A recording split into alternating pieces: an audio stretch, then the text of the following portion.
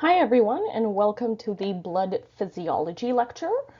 I'm not going to discuss blood anatomy in this lecture as much since we are going to talk about that in person during lab. So we all know that the formed elements in blood are your blood cells. So in this particular scanning electron micrograph, you are looking at all the three forms of blood cells, and the most numerous ones here, the ones with the biconcave sort of donut-shaped cells here, are your red blood cells or erythrocytes. You have your white blood cells, which are spherical, called leukocytes. And then you have cell fragments called platelets right here, also known as thrombocytes. So the process of production of all blood cells is referred to as hematopoiesis. Hematopoiesis occurs in the red bone marrow. So if you think back to our skeletal system unit, there are two types of bone marrow in the diaphyses and epiphyses of several bones: red bone marrow and yellow bone marrow. So the process of hematopoiesis, sometimes also referred to as hemopoiesis, occurs deep inside of that red bone marrow. And it begins with a general pluripotent stem cell called the hemocytoblast. So if you look at root words, the term blast refers to a precursor cell or some kind of progenitor cell. The term cyto refers to cell, and hemo refers to heme or blood. Now, it's important to note that the hemocytoblast is a pluripotent stem cell, meaning that it can morph or differentiate into several different types of cells. Now, there are two pathways that the hemocytoblast can differentiate into. One is called the myeloid pathway, and one is the lymphoid pathway. The lymphoid pathway is exclusively for lymphocytes, which are types of white blood cells. All the other blood cells, including white blood cells that are not lymphocytes, are created through the myeloid stem cell pathway. So inside the red bone marrow, the hemocytoblast differentiates into either a myeloid stem cell or a lymphoid stem cell. The lymphoid stem cell can take one of several pathways, and the myeloid stem cell can take one of several pathways, and the lymphoid stem cell can only take one pathway. So let's start off here looking at the myeloid stem cell pathway, starting with the production of red blood cells or erythrocytes. The root word eryth refers to red. So when red blood cells start dying off, the hemocytoblasts differentiate into myeloid stem cells. The myeloid stem cells further differentiate into pro-erythroblasts. So blast is a precursor cell, eryth is red, and pro or pre stands for before. The pro-erythroblast then differentiates into first the early, then the intermediate, and the late erythroblast. Now, if you notice at the myeloid stem cell, all the way through pro-erythroblast up until the intermediate erythroblast, these cells are nucleated. They have a large nucleus that takes up quite a lot of cell volume. Now, mature red blood cells in humans lack nucleus or nuclei. Now, the reason is because structure follows function. The job of the red blood cell is to transport oxygen from the lungs to the heart and over to every tissue in the body. Now, if a nucleus is present, it's going to take up precious cell volume, and that's a lot of real estate in the cell that is fairly small. So instead of taking up that cell volume, the nucleus is purged out or exocytosed out of a late erythroblast, which is when the late erythroblast is now considered a reticulocyte. The reticulocyte becomes even thinner, is packed full of hemoglobin, and now becomes a mature red blood cell. We're going to look at this process in a little bit more detail in the next slide. But the next pathway that your myeloid stem cell can take is something that forms mature thrombocytes or platelets. Also happens in the red bone marrow. Your hemocytoblast differentiates to form a myeloid stem cell. The myeloid stem cell then differentiates to form a large, irregularly shaped cell called a large karyoblast.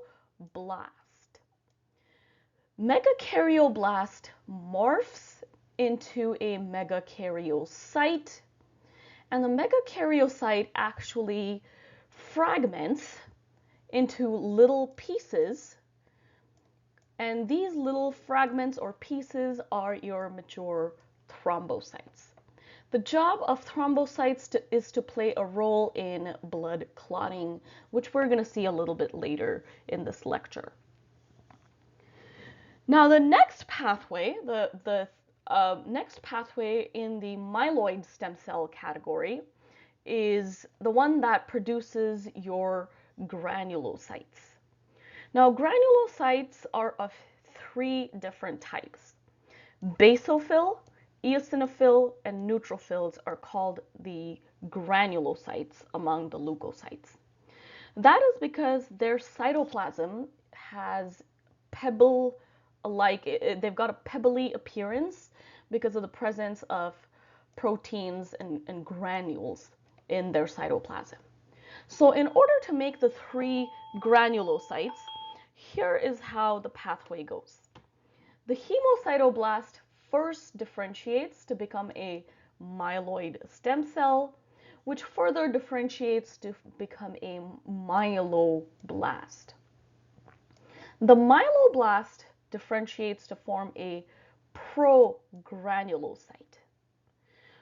From the progranulocyte comes the basophilic, eosinophilic, and neutrophilic myelocytes. These are all three types of granulocytes, each with their specific function. Now, the intermediary stage is when they're called band cells because they have a band-like nucleus. It's just one band, which is when they're called their respective band cells, so basophilic band cell and so forth. And then they differentiate to form mature basophils, eosinophils, and neutrophils. Now the term baso, eosino, and neutro comes from the dyes that are used to stain them. The neutrophil absorbs or reacts with neutral pH dyes. The eosinophils are also sometimes referred to as acidophils, take up acidic dyes, and your basophils take up basic dyes. Now, the last two types of white blood cells are your monocytes and lymphocytes. Out of the two, the monocyte, which is a precursor cell for all of your macrophages, comes from the myeloid pathway. So the hemocytoblast morphs into the myeloid stem cell, which then morphs into a monoblast. Monoblasts have large nuclei, and they differentiate to form monocytes. Now, they're called monocytes if they are circulating in the blood capillaries. These monocytes tend to crawl out of blood capillaries, and once they're in the tissues and not the blood capillaries, they're then called macrophages. And every organ system we've seen a macrophage. So Langerhans cells are a type of macrophage in the skin. You have osteoclasts in your skeletal system. You have Kupffer cells in the liver. So there are different types of macrophages. And lastly, you have the lymphoid pathway. We're not going to go a lot deeper into any of these pathways, maybe just a little bit more, but the lymphoid pathway is when the hemocytoblast differentiates to form a lymphoid stem cell, then comes your lymphoblast, and then comes the lymphocyte. So erythropoiesis happens on an as-needed basis, and the whole process takes about 4 days. Your kidney is going to play a role, as is your red bone marrow. Now, the rough life cycle of a red blood cell is about 110 to 120 days, after which they lyse, or they break open. So lysis is to break, and hemo is the red blood cells. And then parts of the broken down red blood cells are processed by macrophages, and part of the hemoglobin is further recycled into the body. So let's look at how the process of erythropoiesis, which is specifically formation of red blood cells or erythrocytes, takes place. So erythropoiesis begins as red blood cells start to die off. When red blood cells start to die off, there is decreased blood oxygen because most of the oxygen is transported all over the body through your red blood cells. It binds to the hemoglobin. Remember from the respiratory system how we talked about every hemoglobin molecule can bind 4 or up to 4 oxygens. So when there's decreased blood oxygen, also known as hypoxia, the kidneys start to secrete a hormone. This hormone that is secreted by the kidneys is called erythropoietin. Now, erythropoietin is secreted right into blood. Note that it is a hormone, so it is secreted right into blood itself and not into a urinary system lumen. So erythropoietin, which is represented as an EPO, is secreted into blood. From there, it travels all the way to your red bone marrow. Now, your hemocytoblasts react to this erythropoietin and differentiate down the myeloid pathway to become myeloid stem cells, and then form your proerythroblast. And that cascade of differentiating is going to happen up until young red blood cells are released into your bloodstream. Now, if there is plenty of blood oxygen levels, then less erythropoietin is released, and therefore the hemocytoblast can focus on other blood cells or take a little break. Now, erythropoietin, one of the trivia aspects here is that erythropoietin is used for bad purposes by athletes, and it is referred to as blood doping. So when synthetic erythropoietin is injected into your body, it goes to your red bone marrow, and as a result, your red bone marrow is producing a lot more red blood cells. The more the red blood cells, the more the oxygen packed your blood becomes, and the more the oxygen, the less the fatigue that your muscles experience. So blood doping is a thing, and there are tests that athletes have to go through in order to detect and prevent blood doping as such. Now, I will explain this process of hemoglobin breakdown on the next slide, but essentially, the old red blood cells, so as they're approaching the end of their lifespan, which is on average about 120 days, the macrophages break and lyse your red blood cells. And the hemoglobin is recycled from the broken down red blood cells. So globin, which is a protein, is broken down into individual amino acids and recycled wherever proteins are being synthesized anabolically. The heme is harvested for iron. And let us see how this process takes place.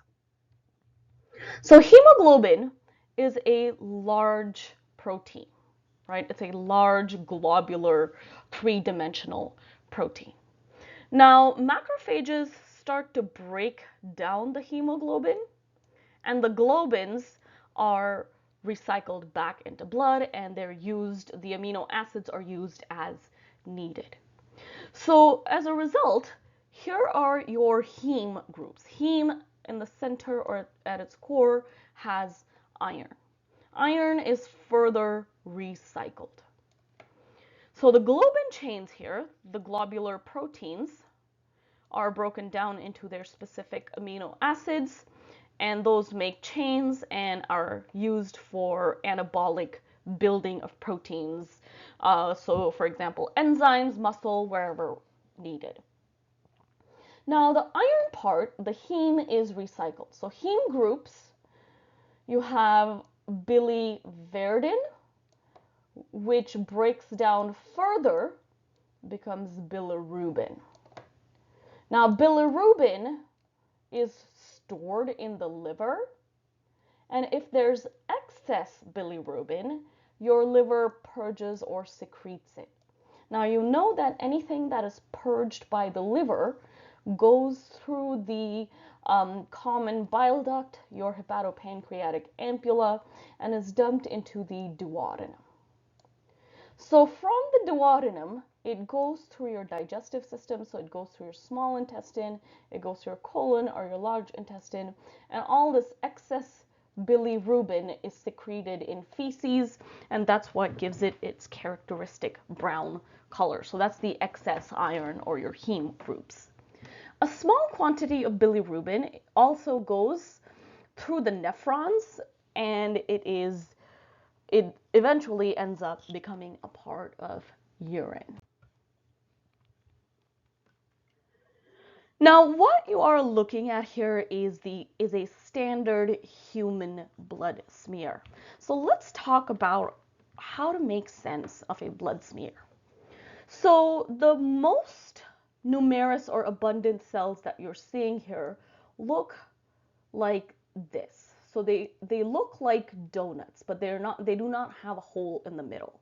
These are your mature erythrocytes. Now, because they are biconcave in shape, the center of them is really, really thin, which is what gives it a donut-like appearance. There's not a hollow there. They're just very, very thin in the center.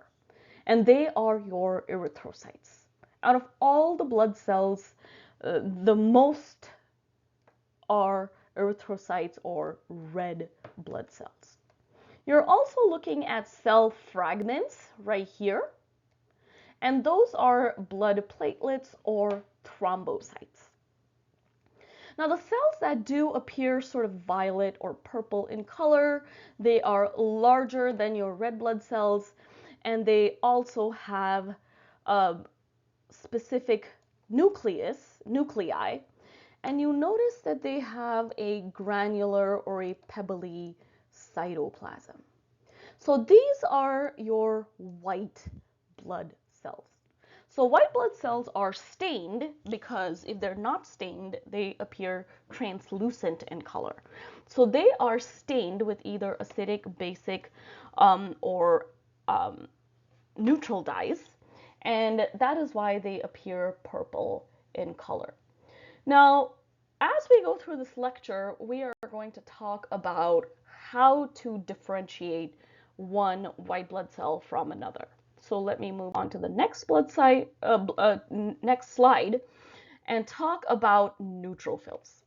So neutrophils are a type of granulocyte, meaning that the cytoplasm of a neutrophil is very pebbly. So as you can see here, you're seeing the cytoplasm, here's the cell membrane of the neutrophil, and you're looking at a lot of protein vesicles or protein storage granules in its cytoplasm. Now, one of the characteristic appearance of a neutrophil is that it has a multi-lobed nucleus. So it almost appears, so here's one lobe that is almost separated, here's another big chunk. The lobes are irregularly shaped, They appear sometimes separated from each other. So you know you are looking at a neutrophil when first you see a white blood cell. It appears purple in color. Second, you notice that the cytoplasm has a pebbly appearance. So you know from a white blood cell that you are looking at a granulocyte. After that, you will look at its nucleus. So if you're looking at multi-lobed nucleus that has irregularly shaped lobes, and the lobes sometimes appear separated, that is a classic visual for a neutrophil. So they are polymorphonuclear, meaning that the nuclei of these cells morph into various shapes and sometimes looks like there are multiple nuclei. Now they stay in circulation for a very, very short amount of time in the blood capillary system itself. So they circulate in your blood vessels for about 12 hours, after which they migrate out of the blood vessel and into the tissues where they are needed. So that's when they become motile. They have an amoeba-like motion where they can engulf, endocytose, and phagocytosize bacteria and any foreign matter. Now, the granules that you see are storage vesicles for an enzyme called lysozyme. Now, lysozyme is an antimicrobial, and neutrophils are very efficient at killing and processing bacteria. And they're fairly abundant. Out of all the white blood cells in your blood, they are about half to 2/3 of all white blood cells. They're kind of a general use. They're not as specific as some of your other white blood cells. The next type of granulocyte is an eosinophil, sometimes also referred to as an acidophil, because they are stained with acidic dyes. So here, are you seeing your erythrocytes or red blood cells? Absolutely. Are you seeing a larger white blood cell that has taken up stain? Yup. So do you see a plasma membrane? Absolutely. Next is, how can you tell that you are looking at an eosinophil? Now, eosinophils are not very abundant in your blood. They only have about 1 to 4%.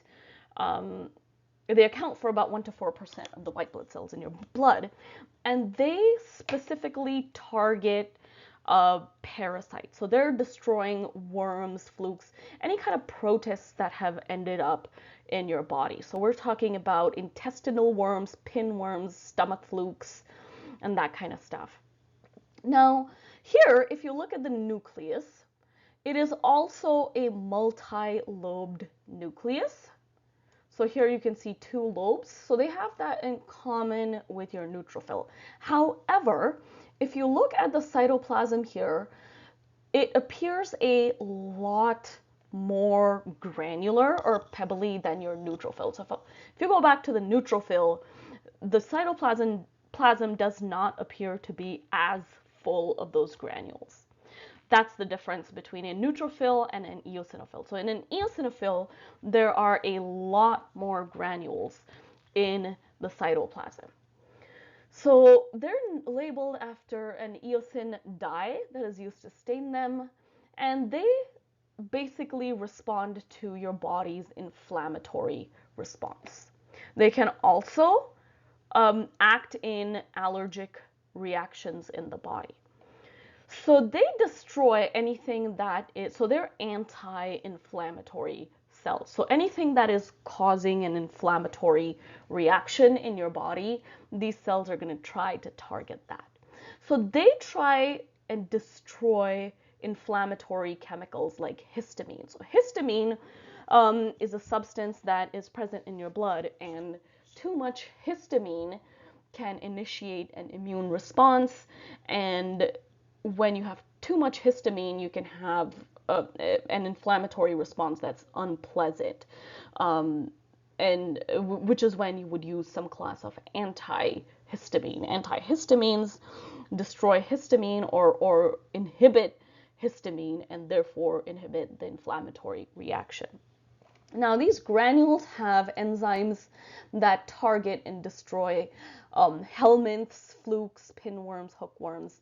So these are larger parasites. They're eukaryotic parasites. They're not your single cellular bacteria. So these are larger parasites. They're eukaryotic cells. The last type of granulocyte is the basophil. Now, these are the least common. So neutrophils are the most common, followed by eosinophils or acidophils, which are second, and basophils are less than 0.5%. So it's common in a blood smear to not even see a single basophil.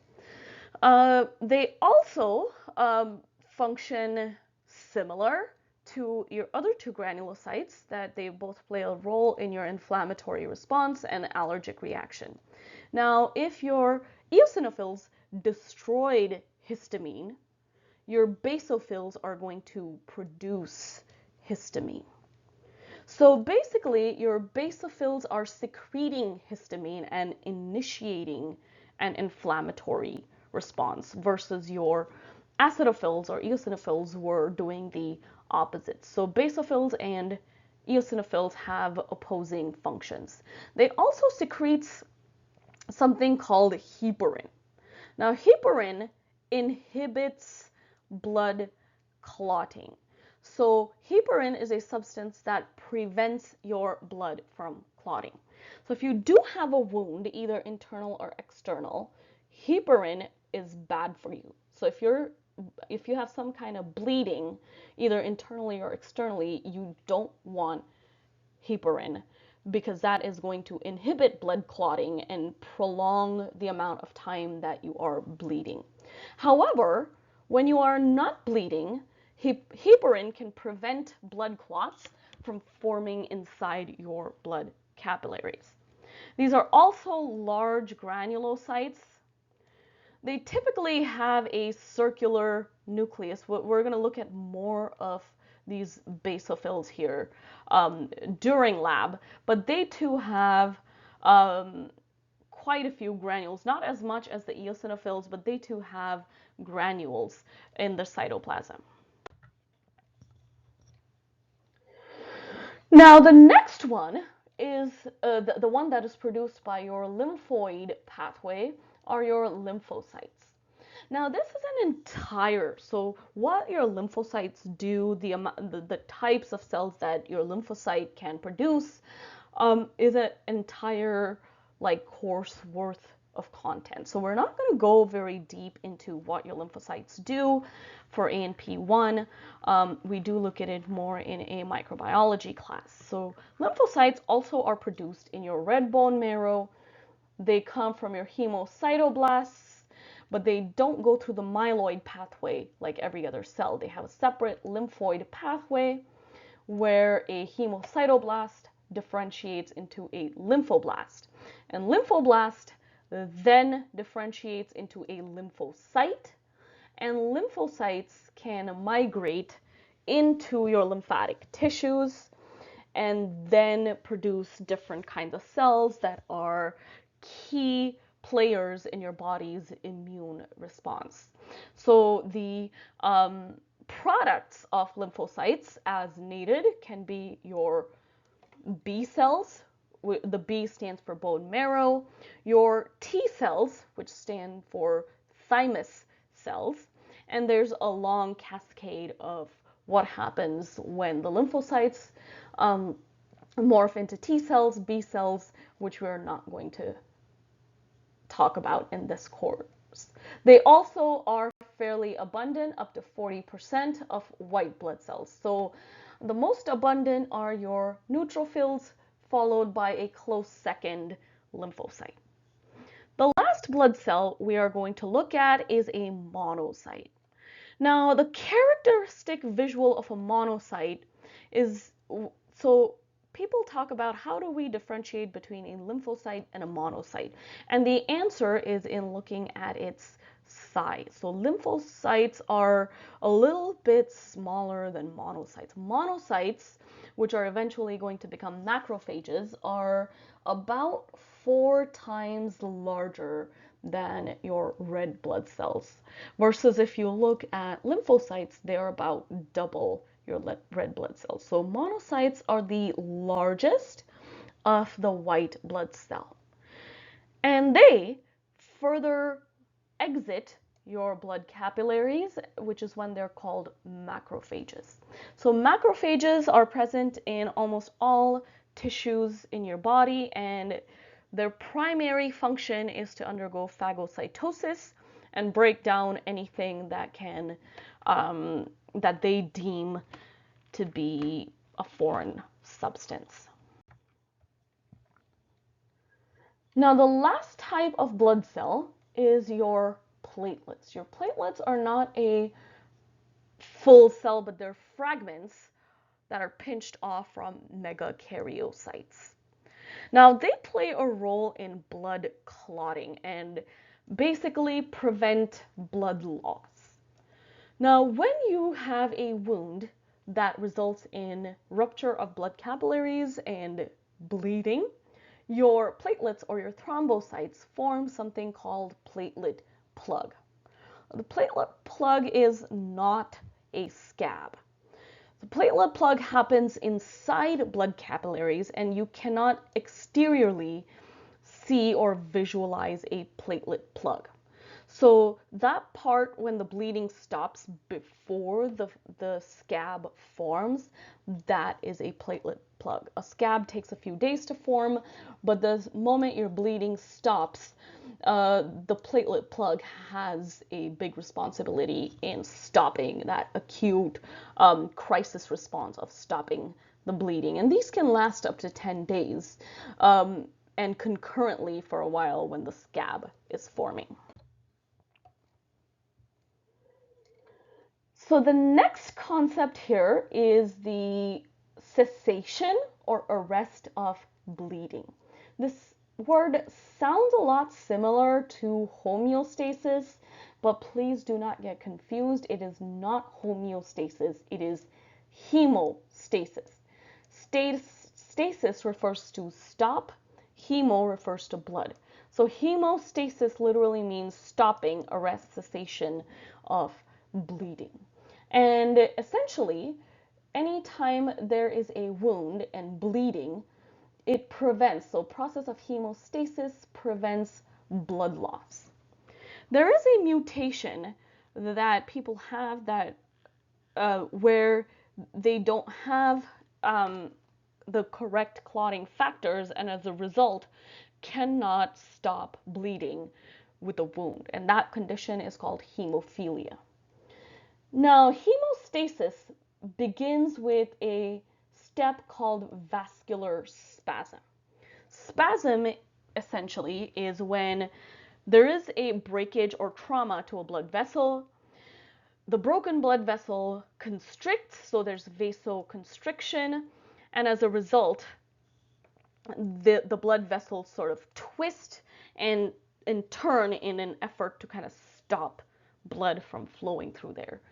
Now, this is caused by some substances that we're not going to go over in a whole lot of detail, but there is platelet plug formation and blood clotting.